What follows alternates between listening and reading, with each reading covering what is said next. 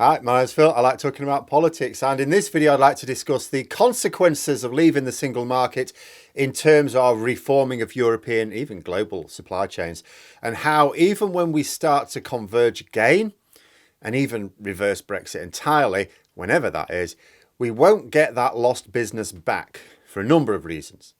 And the reason people talk about the permanent damage of Brexit is not because necessarily they think Brexit is permanent, but because there is damage that can't be repaired regardless of what happens now or how quickly.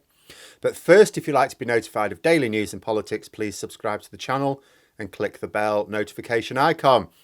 So this is a lesson in consequences, really. This was prompted by a little tweet from a guy I've referred to a bit in the past, Michael, who is retired in the EU, looking at us with despair, having to get more and more drunk until somehow British behaviour makes sense. But he's got decades of experience in the supply chain. So he referred a comment from a friend in France who was talking about Ireland benefiting from the reordering of the supply chains around Europe.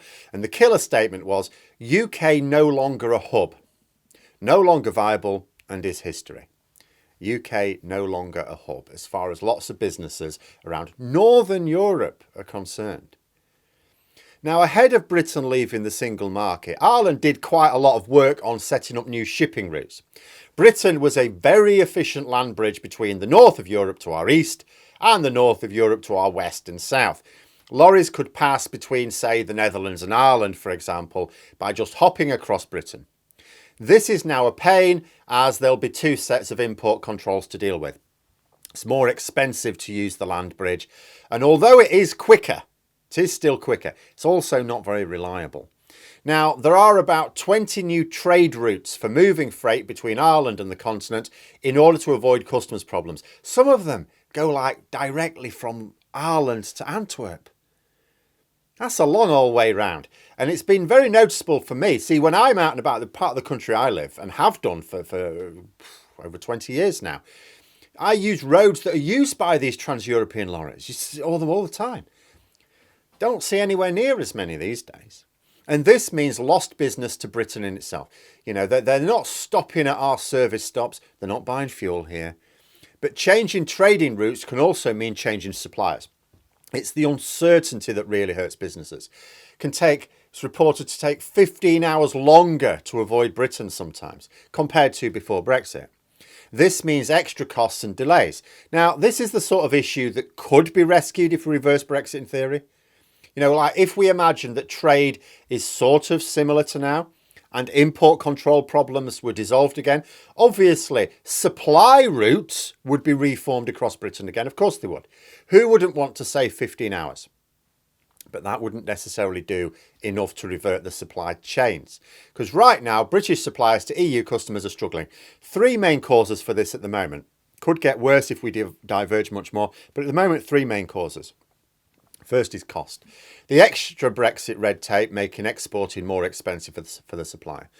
You know, some can absorb those extra costs to stay competitive, meaning a reduction in profits and a reduction in tax revenues generated, meaning a higher rate of tax for the rest of us, you know, like just happened. If anyone's in doubt that the last budget statement was a Brexit budget statement, that's why. But some businesses can't afford to absorb the costs, so they have to put the prices up. This makes the business less competitive to a consumer in the single market. Second problem is in the form of delays. It takes longer to get the goods to customers in the EU now. Partly this is due to the delays in sorting out customs and standards controls and the extra checks, of course, now needed. But partly it's down to cabotage rules, which means lorries can't just carry out efficient routes so much anymore. There's also a problem, for any British supplier who was part of the just-in-time supply chain, because basically they're not anymore. And the third problem, as I say, is the unreliability. Because the paperwork is not always straightforward, mistakes can happen. Or there might be a particularly busy time at the ports. Doesn't matter how good you are your paperwork. For whatever reason, it's not always possible to deliver on time. You know, you can say, it usually takes us about a week to send this order to you. So if you put it in now, it should take about a week. Well, some EU customers, they may not need the goods in a couple of days. A week may be fine. But they don't want to be told it'll arrive in a week, and it usually arrives in a week, but then every now and then it takes 3. They need to know, they need a reliable delivery date to take into account their own planning for stock control. So that's now much more difficult outside the single market. It's not reliable. So lots of single market based businesses are finding alternative suppliers. The supply chains are changing. And what was once a hotspot over Britain is now fading. Now, I don't know how quickly we can realistically rejoin the single market at least, although this isn't just about the single market, also needs the customs union. But focus on the single market. It needs a certain section of the voting public to be on board with it. It then needs the main political parties to realise this and follow public opinion. It then needs time for us to demonstrate to the EU that the grown-ups are back in charge for the long term. Not worth their while pumping resources into reversing Brexit if the Brexiteers are just waiting to take control at the next election and knacker all the work again. And even when all of that is done, it still takes time. Pretty much the first thing it says, if you look on the EU website about joining the single market, first thing it says is, "This ain't a quick process, And that's for countries who clearly want to join. Never mind ones which left and where it will take serious effort to demonstrate that we really have changed our minds and we're very sorry, can we come back please?" So I don't know how long it takes. But when it happens, the businesses who used to buy from British suppliers will have now switched to someone from, say, Ireland, Belgium, Netherlands, wherever. And they're not going to switch back because they'll have been there for years. Why would they switch back? They'll have been using this new supplier reliably for years at this point. Now, obviously, that's not to say British businesses won't be able to grow back with entry into the single market. Of course, there will still be goods that we continue to export, even outside, and because there's nowhere else that can supply these goods. So we'll just sell more of those because it'll now be easier and cheaper to export again. And then there'll be some businesses may be able to operate more competitively back in the single market. So some will be able to win the business back because at the moment, there are customers in the EU who are now suffering those 15-hour longer transport times, delivery times. And also, 15 hours, of course, it doesn't fit into an exact day. So it might be a whole day extra, for example. And there are some that are having to pay extra for the reliability. So all of a sudden, if we became reliable again and the land bridge was viable again, then yes, there is more business we can get. But there are other trades that will just stay as they are because it's a hassle to change your suppliers. There are British suppliers to other EU customers when we're in the EU who will have been maybe a little bit better, but maybe there's not that much in it. But again, you don't change your suppliers unless it's a hassle, unless there's a really good reason for doing so. So we won't get those back. This is like the mother of all lessons in actions have consequences. The problem is that the people who drove Brexit, you look at them all, every single one of them, they are the very people who never have to face serious consequences. If you or I get something badly wrong, and many of us will have done, I certainly have, it could affect our employment or business. That would then affect our income. That would then affect our ability to maintain our standard of living. Our accommodation may be under threat. The ability to actually eat every day could be under threat. The likes of Farage, Johnson, Rees-Mogg and others who led us here, they don't know what that life's like. If they make a mistake, at worst, they may have to change their decision. And then they're back on track. It's as if it never happened. Take Boris Johnson, for example.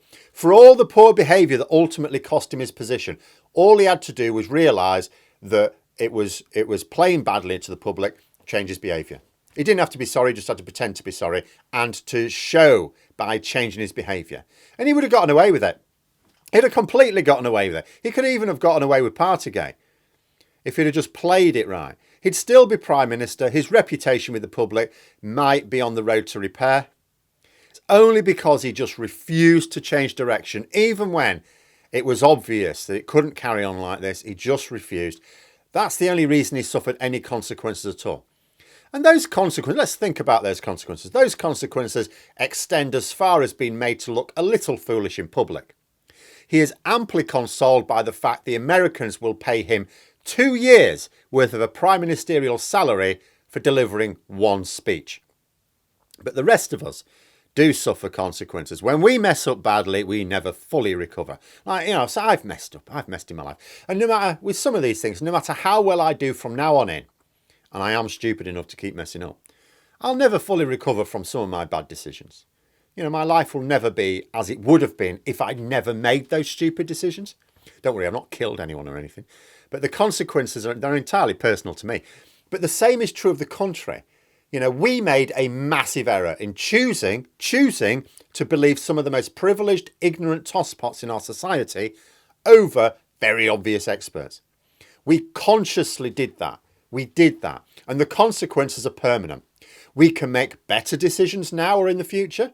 We can choose to first soften Brexit, then put it in full reverse. But it won't be easy. And even when the process is complete, years from now, our economy will still be smaller than it would have been had we never left. We can get that growth trajectory going back up, but it will still lag behind where it would have been. If even though our economy will start to grow properly again, it will always lag behind where it would have been. The same goes for our standard of living. There's a permanent loss for most people to very stupid decisions. And our country is much more like most people than privately educated spivs. But there we are. Those are my thoughts. Let me know yours in the comments below. Hope you found the video interesting. If you did, please click the like button. And if you'd like to support the channel further, the join button for memberships. And until next time, I'll see you later.